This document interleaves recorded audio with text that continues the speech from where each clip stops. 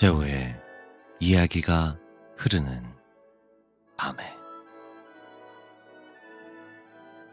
장난감 병정. 옛날 옛적 어느 마을에 25개의 장난감 병정이 있었어요. 주석 숟가락으로 만든 병정들은 마치 형제처럼 지냈지요.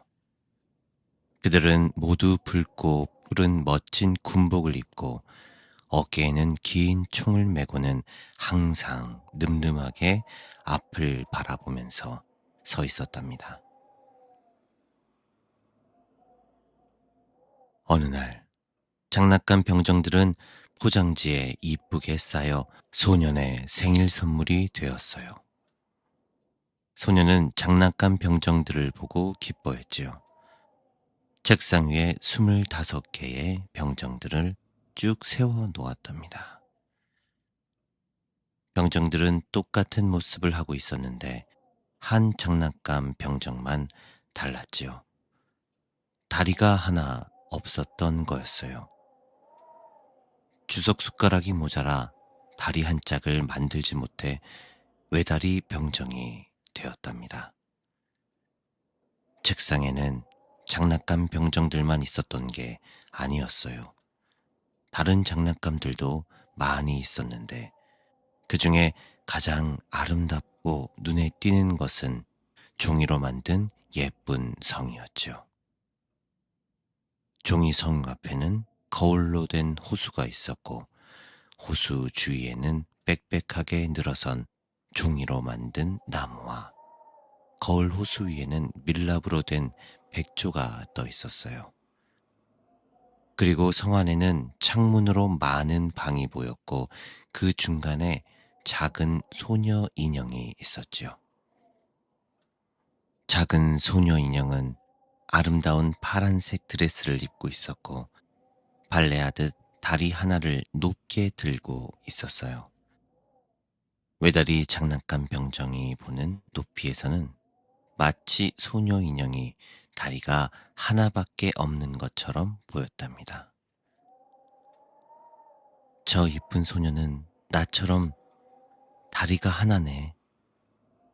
소녀가 내 신부가 됐으면 좋겠다. 그런데 귀족처럼 성에서 살잖아. 나를 만나줄까? 평소에 25명의 병정들과 같이 상자 안에서 사는 외다리 병정은 귀족처럼 보이는 소녀 인형을 혼자 좋아하게 되었어요.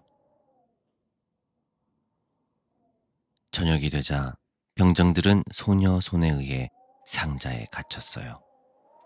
다른 장난감들은 소년이 사라지자 자기네끼리 무도회를 열며 놀았지요. 상자 틈새로 병정들은 무도회를 부러운 듯 바라보았어요. 그러나 외다리 병정은 무도회에는 아랑곳 않고 소녀 인형이 있는 곳만 계속 바라보고 있었답니다.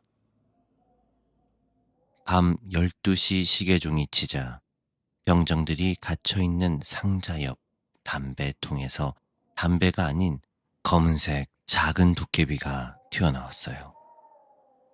도깨비는 상자 안에서 소녀 인형을 바라보고 있는 외다리 병정을 향해서 비웃듯 말했죠.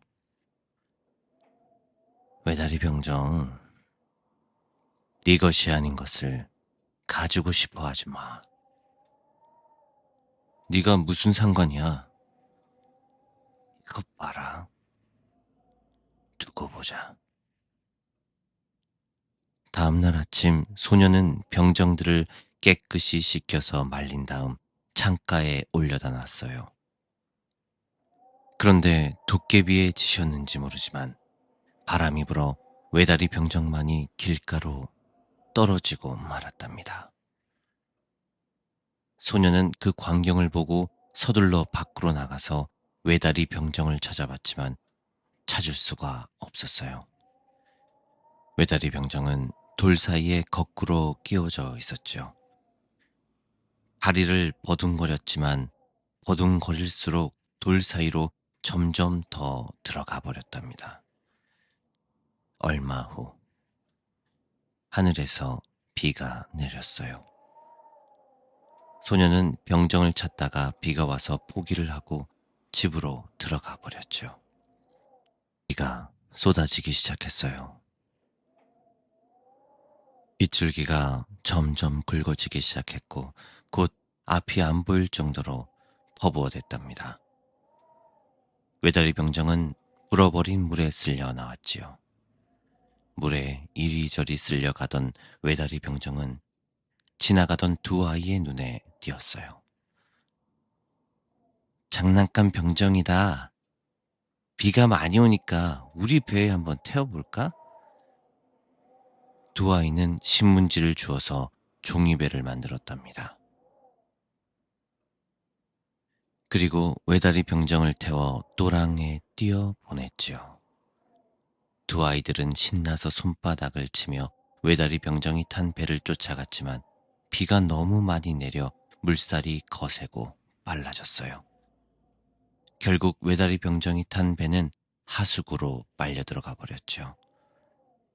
외다리 병정은 어두컴컴한 하수구 안을 종이배를 타고 가고 있었답니다.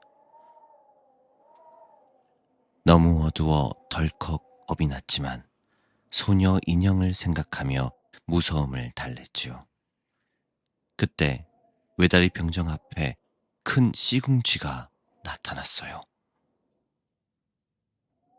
통행증을 내놔라. 어서. 외다리 병정은 도깨비에게 대꾸해서 자신이 이렇게 된 것이라 생각하고 아무런 대꾸를 하지 않은 채 총을 더욱더 단단히 거머쥐었답니다. 물살은 더욱더 거세졌고 시궁쥐는 종이배를 못 가게 막으려고 했지만 너무 빨라 막을 수가 없었죠. 점점 시궁쥐의 목소리는 멀어져만 갔어요. 하지만 시궁쥐보다 더욱더 외다리 병정을 무섭게 한 것은 하수구가 끝나는 곳에서 시끄럽게 들려오는 물 떨어지는 소리였죠.